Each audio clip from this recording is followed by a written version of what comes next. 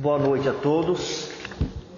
Nós vamos dar continuidade ao tema de quarta-feira passada, há muitas moradas na casa do Pai. Mas agora o material ele vai detalhar cada versículo.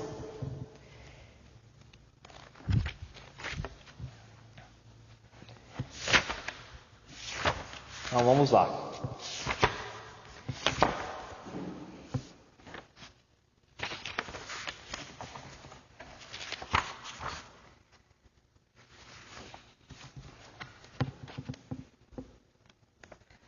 O primeiro versículo, nós já tínhamos visto todos eles juntos, né? O conjunto, o contexto. Agora nós vamos ver cada versículo separado.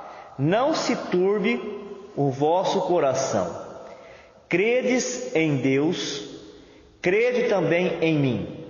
Está no Evangelho de João, capítulo 14, versículo 1. Tais palavras foram proferidas durante a última ceia de Jesus, antes do seu martírio e crucificação. Fazem parte do conjunto das derradeiras instruções que o Mestre prestou aos discípulos, cuja tônica é despedir-se dos irmãos e irmãs que lhe compartilharam a existência durante os 3 anos em que pregou o seu Evangelho. E também firmar, mais uma vez, seu amor e compaixão por toda a humanidade.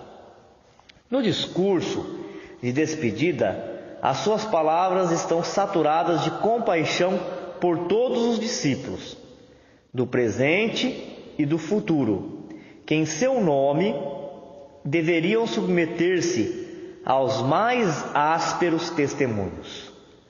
O inequívoco sentimento de esperança presente na exortação de Jesus, segundo o registro de João, manifesta-se na forma de um apelo que solicita aos seus seguidores manterem a fé na assistência do Criador Supremo e também nele, o Messias Celestial. Coisa linda, né? Está falando aqui que o Cristo de Deus já tinha saído da dimensão altamente espiritualizada, da habitação dos espíritos puros, para vir cumprir uma missão.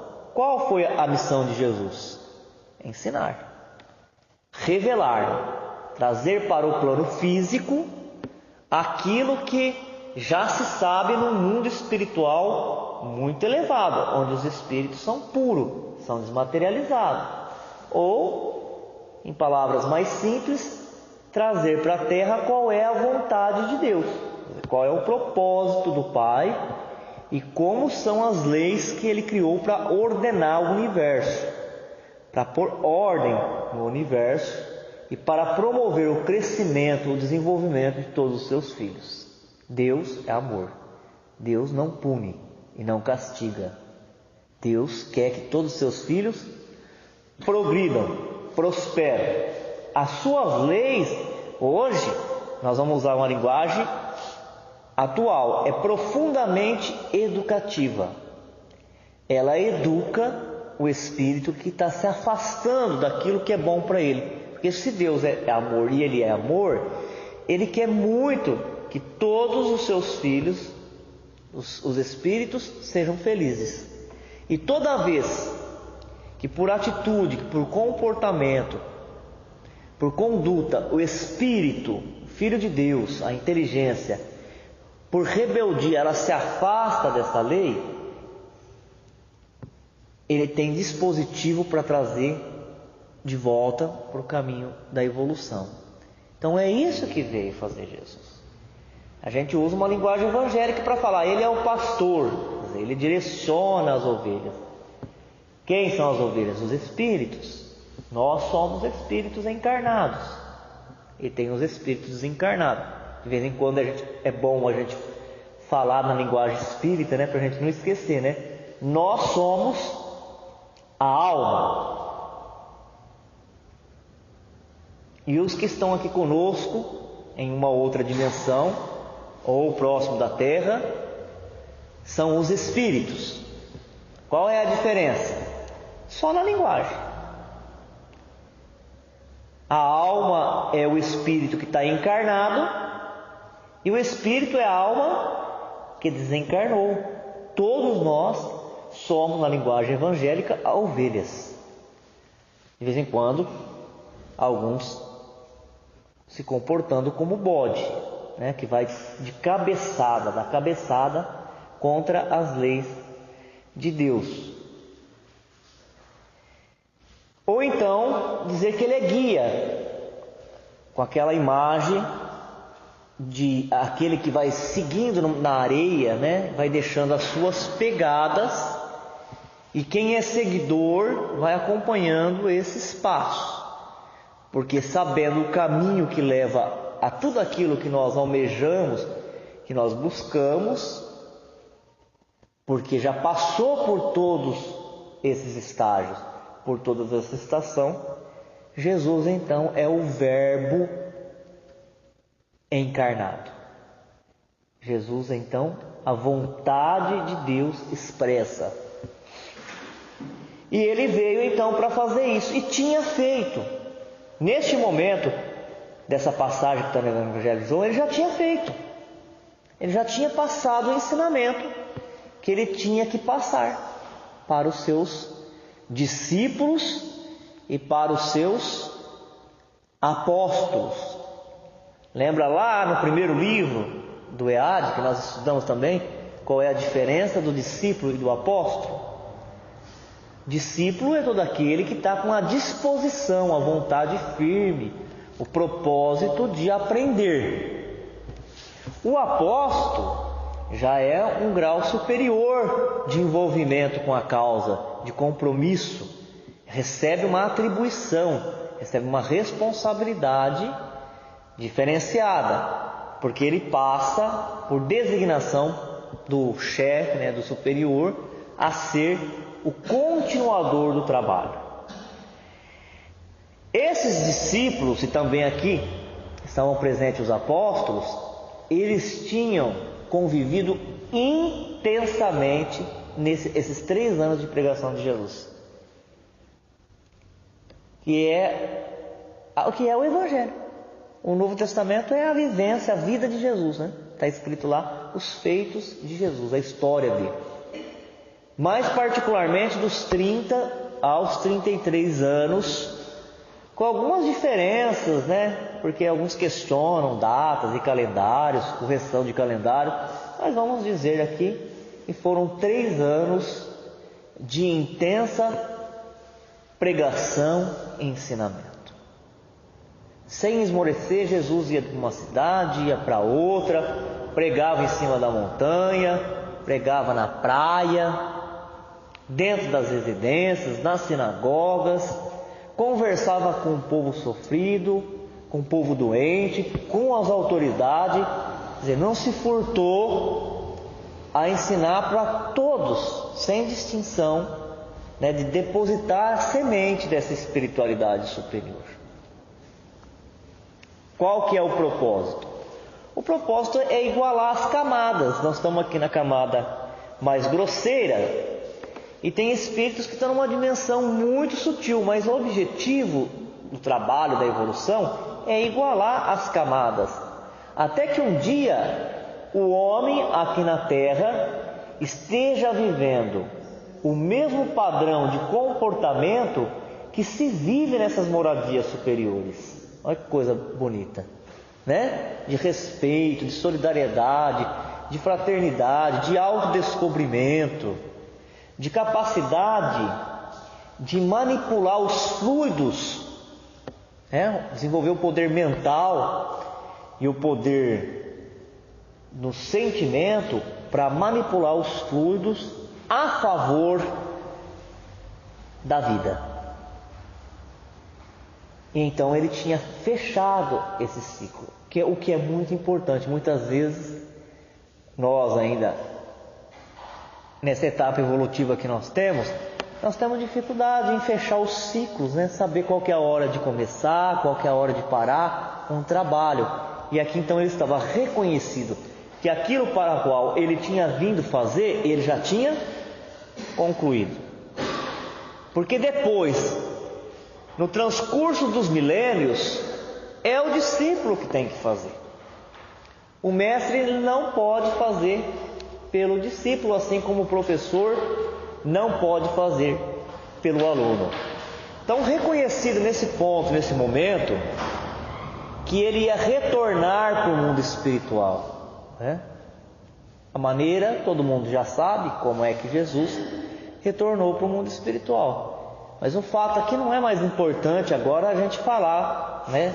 Não é o assunto da noite, como é que Jesus voltou para o mundo espiritual, porque isso já é da tradição cristã, todo mundo sabe. O importante é que ele volta para o mundo, sabe que vai voltar para o mundo espiritual, e ele trata isso de uma forma natural, como deve ser. Deve ser natural, né? Encarnar ou desencarnar faz parte da natureza. Mas o que marca mesmo esse versículo é, apesar da grandeza de Jesus, da autoridade de Jesus, o jeito que ele está falando, a preocupação dele é a preocupação daquele que tem muito respeito, carinho e consideração com aqueles que conviveram com ele. Daqueles que aprenderam com ele diretamente, mas também de toda a humanidade. Porque se um espírito com uma evolução mediana, ele sabe, olhando para um agrupamento, olhando uma comunidade, uma cidade, o quanto de sofrimento que vai ter aquele povo ainda, por causa do tipo de jeito de escolha que faz, né? O tipo de vida que tem, as consequências que vai trazer. Não dá para imaginar como é que funcionava a mente de Jesus, né? A mente dele era capaz de se projetar para um futuro muito distante. Então todas essas lágrimas que foram derramadas aqui na terra, daquele momento que ele estava aqui até o dia de hoje, ele já tinha conseguido vislumbrar, já tinha conseguido perceber que ia acontecer. Então nessa fala dele é a fala de quê? De um espírito divino que está passando por um sofrimento, mas não é um sofrimento igual ao nosso, egoísta, né? Assim, eu vejo uma coisa terrível acontecer, aí eu começo a chorar. Mas não é chorar por causa do outro, é chorar de medo que aquilo aconteça comigo. Ele não. Ele tem aqui uma fala, um sofrimento divino, sentindo na sensibilidade do espírito que ele era, toda a dor que o terráqueo, muito obrigado, haveria de passar, e não estamos passando mesmo, gente? Estamos passando, então. Provas e expiações cruciantes. Então ele fala com compaixão, colocar-se no lugar do outro, né? Sentir aquilo que o outro vai sentir ou esteja sentindo. Então é o mestre falando: olha, meus filhos, eu já fiz o que eu tinha que fazer, do ponto de vista de ensinamento e exemplificação. Lógico, vamos continuar dando assistência, suporte espiritual, mas agora é a vez de cada um fazer o seu esforço. Cada um, através das encarnações que irão ter, cada uma delas ir desenvolvendo, aprimorando um pouquinho mais, né? A confiança em Deus se torna dinâmica, atuante, renovadora no momento em que depositamos fé no Cristo, pela aplicação em nossa vida prática dos postulados que nos legou, capazes de nos aproximar da divindade, consoante a sua afirmativa: ninguém vem ao Pai senão por mim. João capítulo 14, versículo 6. O que eu estava esquecendo de falar, lá em cima ainda, né? Em outro versículo, é que se somos seguidores de Jesus, a gente fala, eu sou cristão, né? Doutrina espírita é uma doutrina cristã. Nós teremos que adotar sempre essa postura de Jesus. Olha, ele estava para ser martirizado, para ser crucificado. E ele estava preocupado em deixar no ânimo daqueles que estavam ali ao redor, daqueles que iam ficar e daqueles até que viriam depois na encarnação, deixar a esperança, de deixar o otimismo, de deixar a fé em Deus e a realidade da dificuldade da vida, porque ela não é fácil. Você vê, há algum tempo atrás, alguns anos atrás, a gente estava estudando, a gente falava, olha meu Deus, está acontecendo um fenômeno muito perigoso no campo da psicologia, e aconteceu mesmo, graças a Deus que já está passando, passou.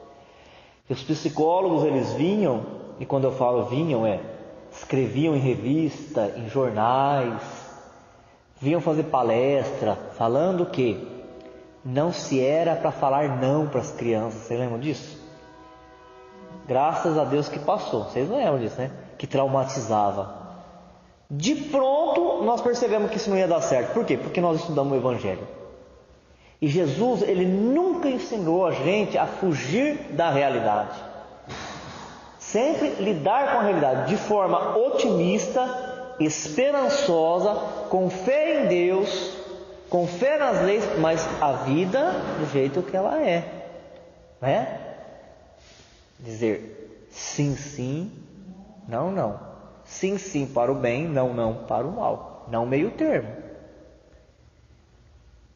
E aí então criou-se uma geração de adultos, fruto dessa educação extremamente frágil. E para a sociedade, uma tragédia, porque não ouvindo não aceita nada que o contrarie. Ou faz igual o escorpião, né? Ou mata, ou se mata. Se a coisa não for do jeito que eu quero, eu mato. Se eu não consigo matar, eu me mato. E aqui a palavra matar de forma simbólica. Às vezes até chega literalmente mesmo matar o outro, né? Ou se matar. Mas a forma simbólica se não faz do jeito que eu quero, eu não participo.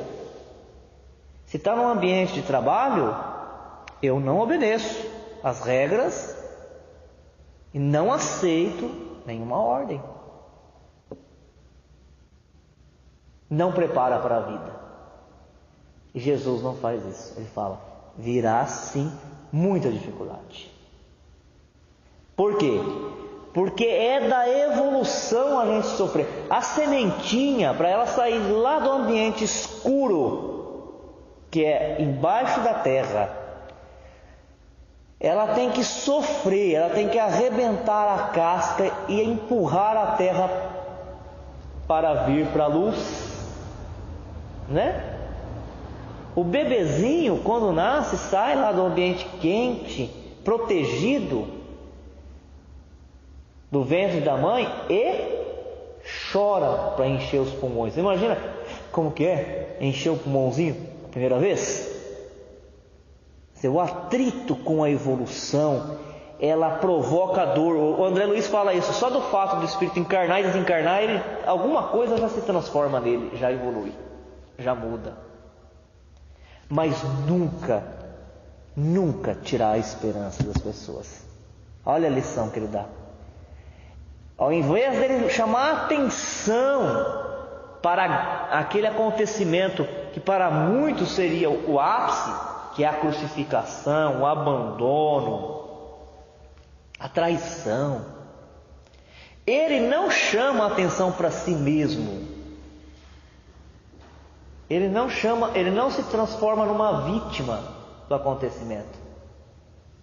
Ele trabalha com o plano da realidade. Quando eu recebi do Pai a missão de vir aqui para a Terra, eu já sabia o que eu ia encontrar. Por que agora eu vou me fazer de vítima?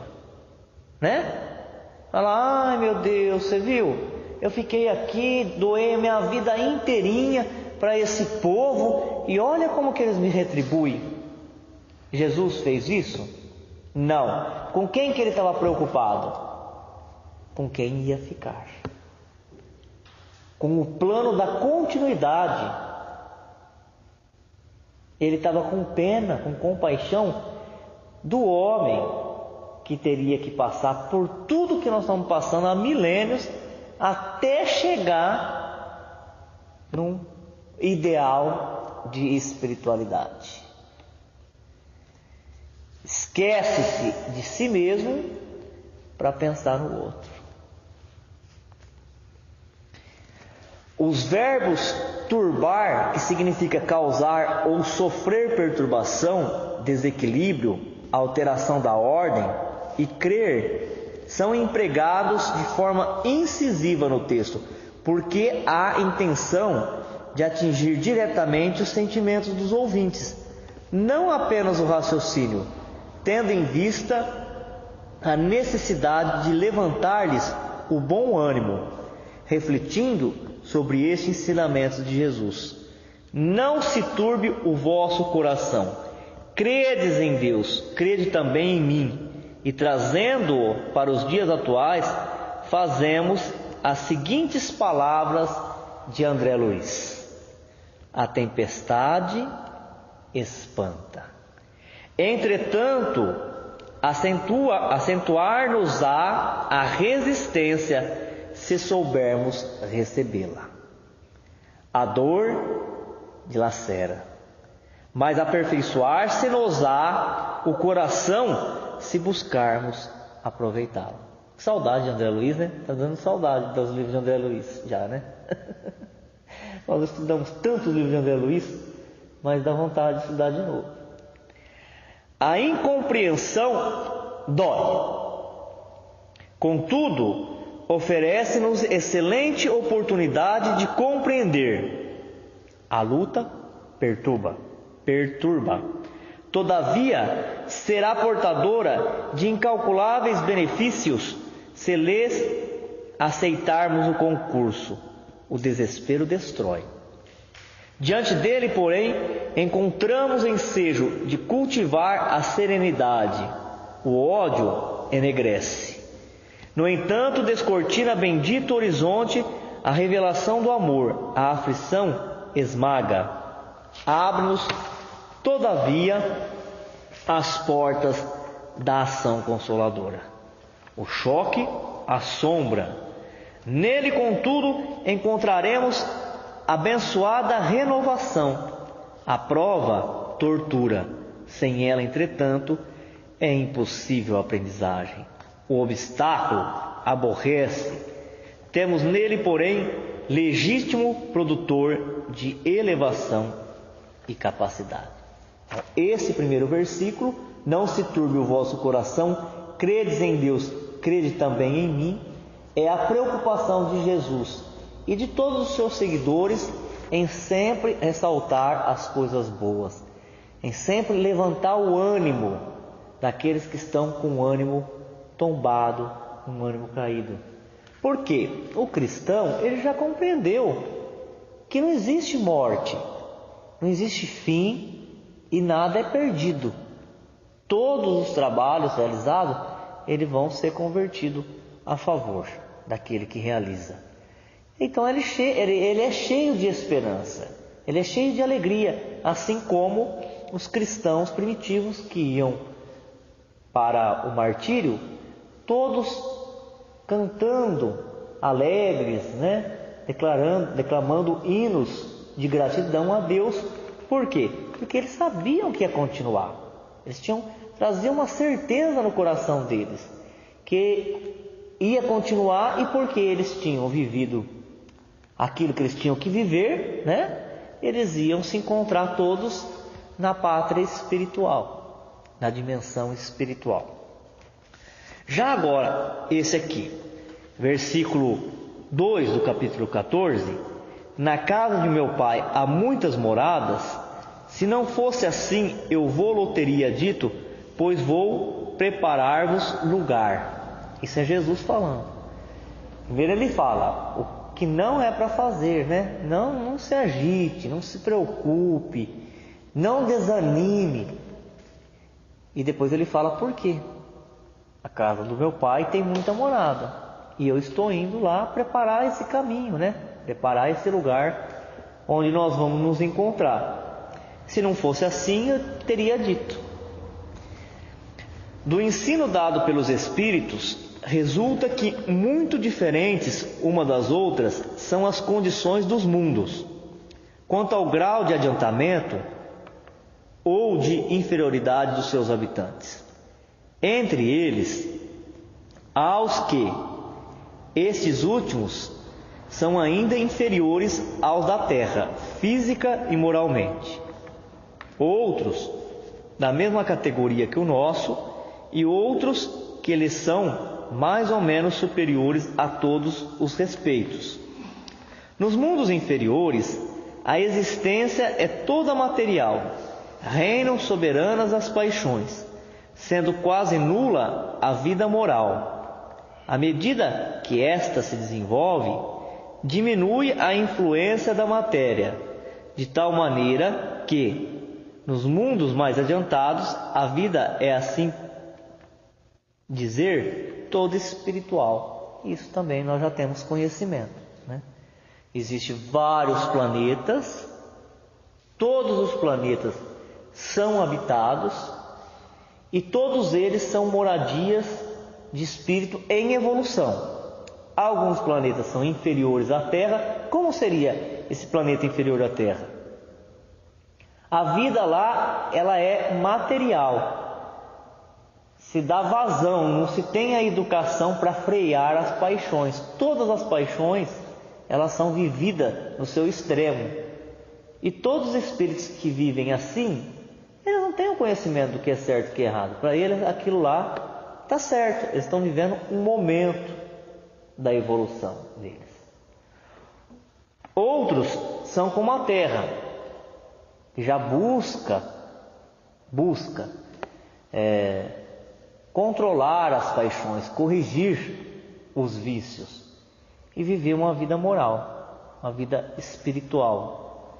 A vida moral é aquela que se preocupa com o espírito imortal, não só com essa existência, com essa vida que nós estamos tendo aqui na Terra.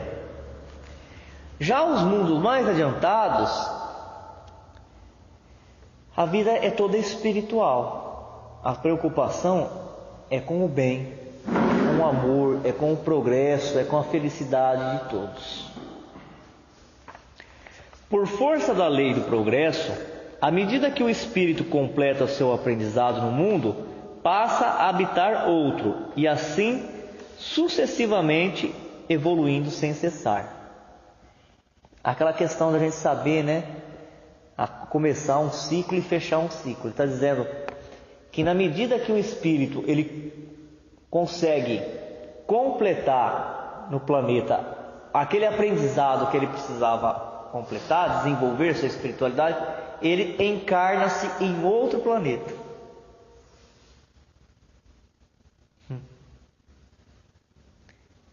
Mas acontece que a gente aprendeu que cada encarnação que a gente tem,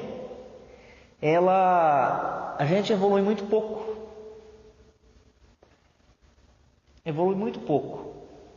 Então a gente tem que encarnar, desencarnar, encarnar, desencarnar, encarnar, desencarnar para mudar um pouquinho. Para tirar um vício nosso. Sabe lá Deus quantas encarnações que nós levamos, né? Agora imagina mudar de planeta. Por isso que não pode ter pressa, né? Não pode perder o rumo, saber para onde quer ir, mas também não pode ter pressa. Senão cria uma ansiedade. Quanta ansiedade que as pessoas estão. E a gente, não, se a gente não cuidar, a gente se pega com ansiedade. Por quê? Quer fazer tudo aquilo que deixou de fazer. Ou quer fazer tudo aquilo que deixou de fazer na mesma existência, ou pressentindo aquilo que deixou de fazer nas outras existências, quer fazer tudo numa só. Nós não vamos conseguir. Por isso que tem que ter controle da ansiedade. É só não perder o foco. Não perder o foco. Quando o espírito sai de um planeta e ele vai encarnar no outro planeta, no planeta superior, então o que acontece? Ele já está desencarnado. Aí então vai haver uma retirada do fluido do corpo perispiritual dele. Ele vai para um outro planeta na dimensão espiritual. Ele recolhe o fluido daquele outro ambiente, daquele outro planeta, para compor o corpo perispiritual dele. Aí ele se encarna naquele planeta. E aí vai começar mais um ciclo de várias encarnações, até desenvolver mais uma virtude, mais uma qualidade, Estruturar a mente. Você imagina o quanto gigante nós vamos ser um dia ainda. Vai demorar. Mas não tem pressa, Não precisa ter pressa. Não precisa ter pressa, porque Deus é eterno. Ele está sempre nos acompanhando. É lógico, Nadir? É importante a gente falar isso, que quanto mais se esforça o espírito, menos dor ele vai sentindo. E aquele que menos se esforça, mais dor ele vai sentindo. Dor no sentido de atrair coisas ruins, Sofrimento. Porque do ponto de vista de dor física, esse daí todos nós sentimos. Todos nós. É da lei da biologia. Até o ano passado eu não sentia dor no ombro, agora eu já estou sentindo dor no ombro direito. Levanto a mão, já sinto dor. Pegar uma cadeira, já sinto. E no joelho esquerdo também. Mas já começou. Já comecei a sentir dor. Não é essa dor que nós falamos, porque isso é atrito com a biologia, com a carne. E aí vem esse pó seco, ele entra pelo nariz e arranha a garganta. Não é essa dor que nós estamos falando. Natural. É a dor moral, A dor do desconforto, do arrependimento, do remorso de ter feito as coisas erradas. Então, quem se esforça mais para fazer aquilo que está sendo ensinado, vai sofrer menos. A relação é inversamente proporcional. Mas sem querer dar saltos gigantescos, porque saltos gigantescos causam problema. Nós estamos falando da ansiedade. A ansiedade é a maior responsável pela depressão no nosso tempo. A pessoa que entra na ansiedade, se ela não controla a ansiedade, ela vai encaminhar-se para a depressão.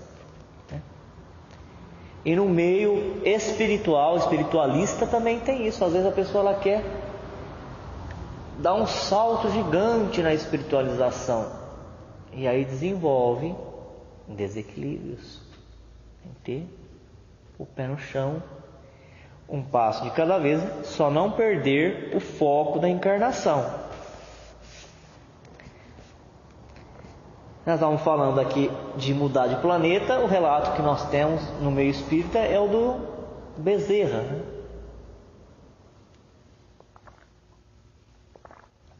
E na última encarnação que teve no Brasil,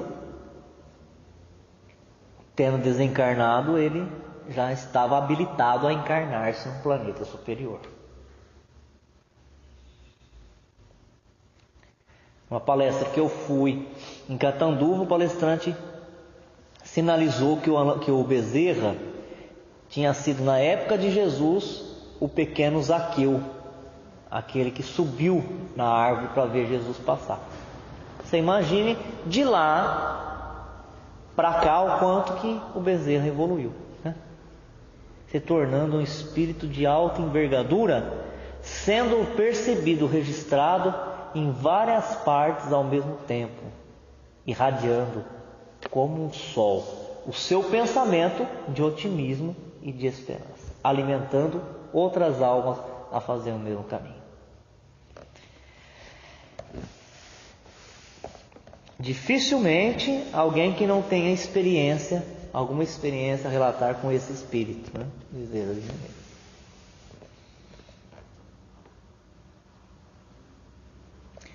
Quando em um mundo eles alcançam o grau de adiantamento que esse mundo comportam, passa para o outro mais adiantado e assim por diante, até que cheguem ao estado de puros espíritos. São outras tantas estações, em cada uma das quais se lhes deparam elementos de progresso apropriados ao adiantamento que já conquistaram. Por isso que tem que ser igual a ação, né, ação? Ação, onde ela vai, ela faz amizade rápido, ela já conhece as pessoas, ela já vai conversando, porque é assim mesmo, tem que ter, é que ele está falando, que a gente vai passar por várias e tantas estações. Então a gente tem que preparar a nossa alma, o nosso espírito, para conhecer gente nova, situações novas, estar aberto a ouvir o que as pessoas que estão chegando têm para oferecer, para falar, porque a nossa vida é esse eterno movimento, essa eterna viagem.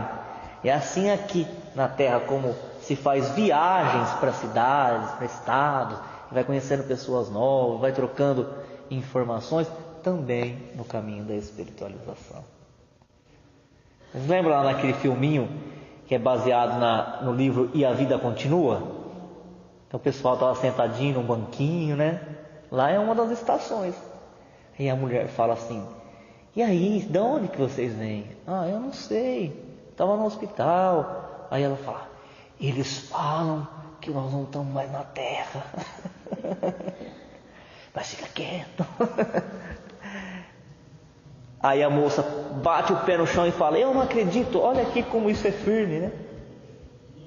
Porque ela fala: como eu não estou mais na Terra? Se eu não estivesse mais na Terra, eu ia pisar aqui e afundar. Ela já estava em uma outra estação. Ela tinha feito uma viagem para uma cidade aqui no Brasil para se recuperar de um problema físico. E lá ela encontrou pessoas novas, outras que não eram tão novas, porque já tinham vivido junto em outras encarnações, só não lembrava. E na hora que ela vai para a cirurgia, desencarna, ela vai para o mundo espiritual e acorda no hospital do mundo espiritual. Ela já estava em outra estação. Nós temos que estar preparados para tudo. Quando a gente desenvolve esse desapego, qualquer lugar é bom. Um dia nós ouvimos isso também, uma coisa que me marcou muito.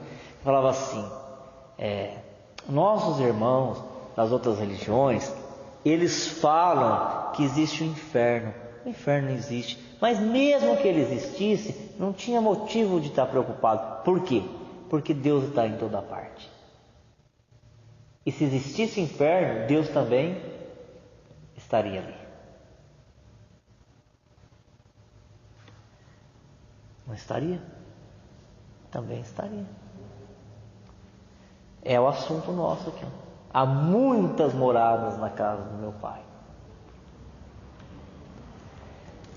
Os espíritos superiores relatam por meio de médiuns confiáveis que inúmeros são os mundos habitados do universo, criado por Deus para atender às diferentes finalidades. Sabemos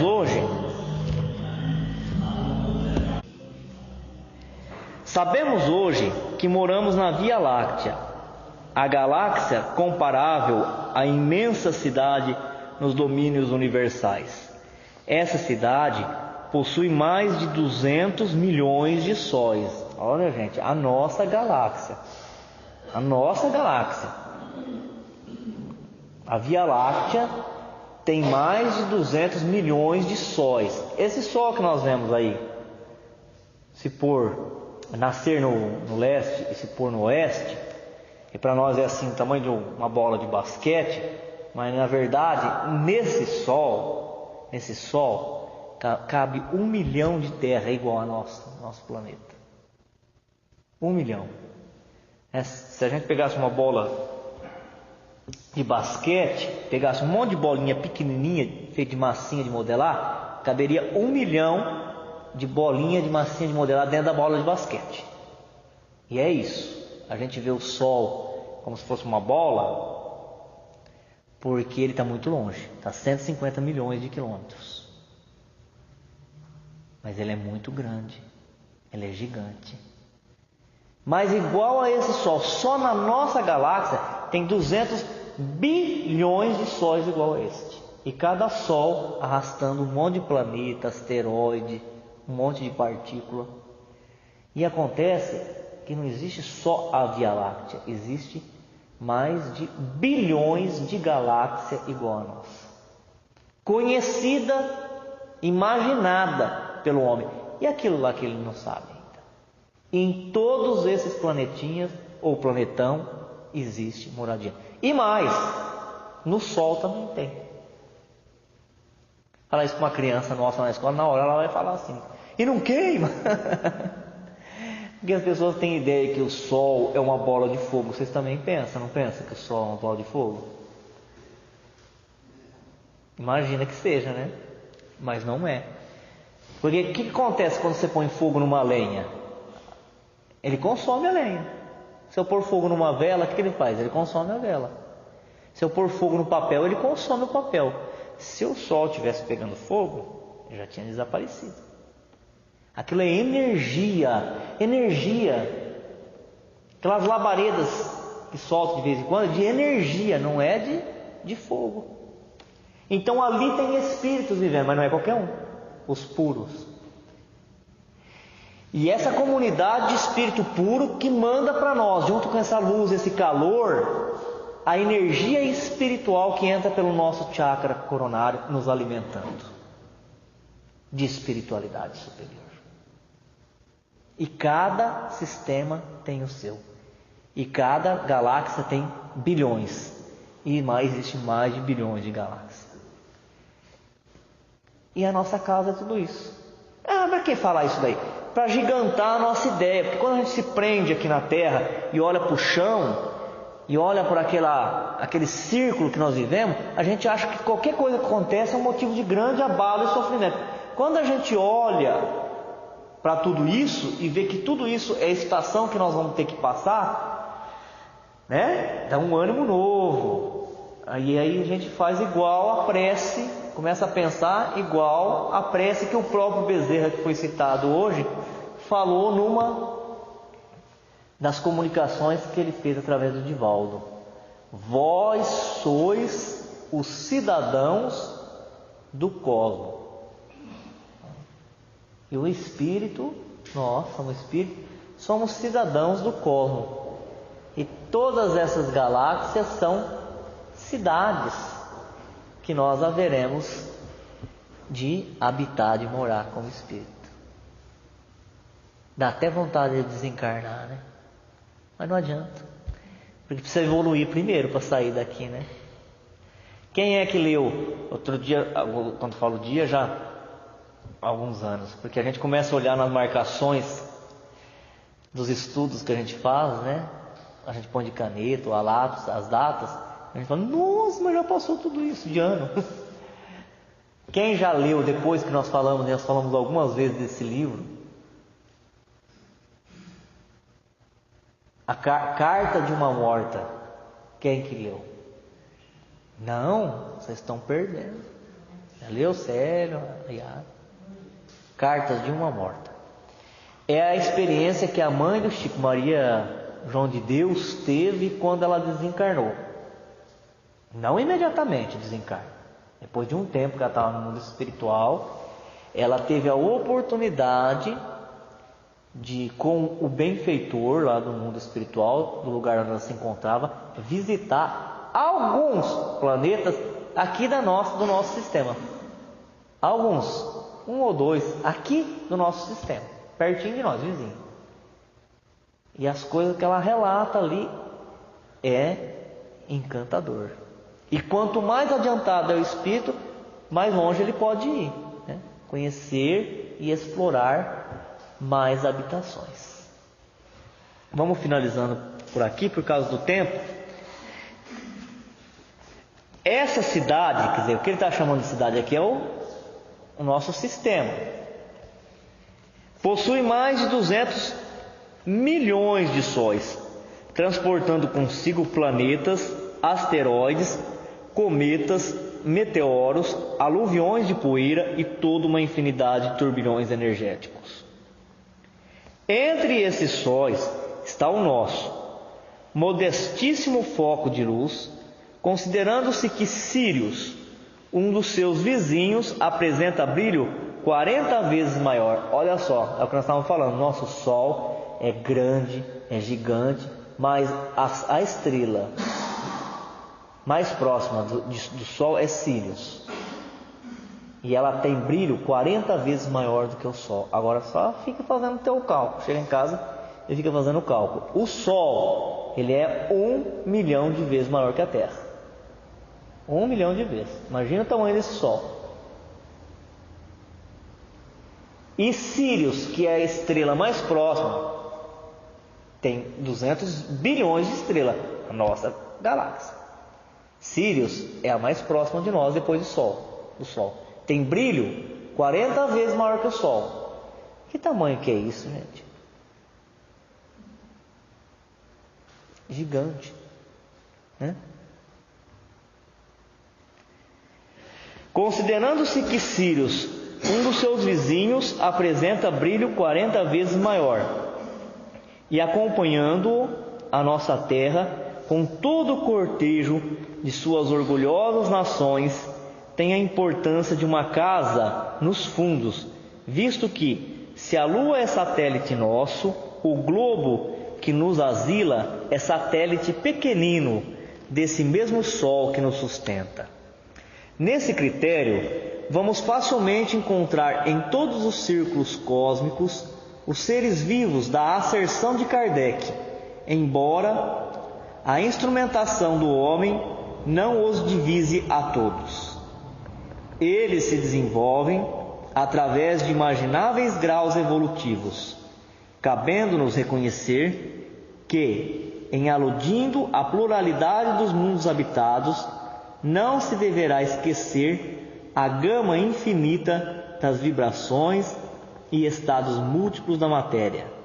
Temos assim, no espaço incomensurável, mundos berços e mundos experiências, mundos universidades e mundos templos, mundos oficinas e mundos reformatórios, mundos hospitais e mundos prisões.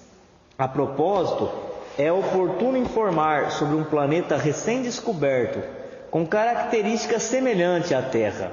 O achado resultou em algo significativo para o astrônomo francês Xavier Bonfils, da Universidade de Lisboa, e para os seus colegas de estudo, que junto com ele esperam descobrir outros. O planeta recebeu o nome de Gliese 581c. As moradas na casa do meu pai também se aplica às diferentes dimensões espirituais existentes no além-túmulo, nitidamente caracterizadas na série André Luiz. Sabemos que após a desencarnação, o espírito passa pela fase de reintegração no outro plano vibratório, onde dá continuidade à sua existência.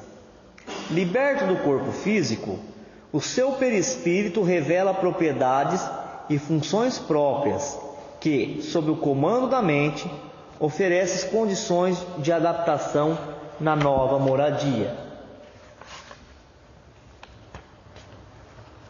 Na moradia de continuidade para a qual se transfere, encontra, pois, o homem as mesmas leis de gravitação que controlam a Terra, com os dias e as noites, marcando a conta do tempo, embora os rigores das estações estejam suprimidos pelos fatores de ambiente que asseguram a harmonia da natureza, estabelecendo clima quase constante e quase uniforme. Plantas e animais domesticados pela inteligência humana durante milênios podem ser aí aclimatados e aprimorados por determinados períodos de existência, a fim dos quais regressam aos seus núcleos de origem no solo terrestre. Ao longo dessas vastíssimas regiões de matéria sutil, circundam o corpo ciclópico do planeta, com extensas zonas cavitárias sob linhas que lhes demarcam o início de aproveitamento, qual se observa na crosta da Terra, a estender-se da superfície continental até o leito dos oceanos. Começam as povoações felizes e menos felizes, tanto quanto as aglomerações infernais de criaturas desencarnadas que, por temerem as formações dos próprios pensamentos, se refugiam nas sombras, receando ou detestando a luz. Na próxima quarta-feira nós vamos começar a partir desse texto aqui, porque esse texto pequenininho aqui, ele tem muita informação. Que fé, hein? Que certeza que quarta-feira vai voltar para cá, né? Quarta-feira a gente continua. Isso é muita fé, né?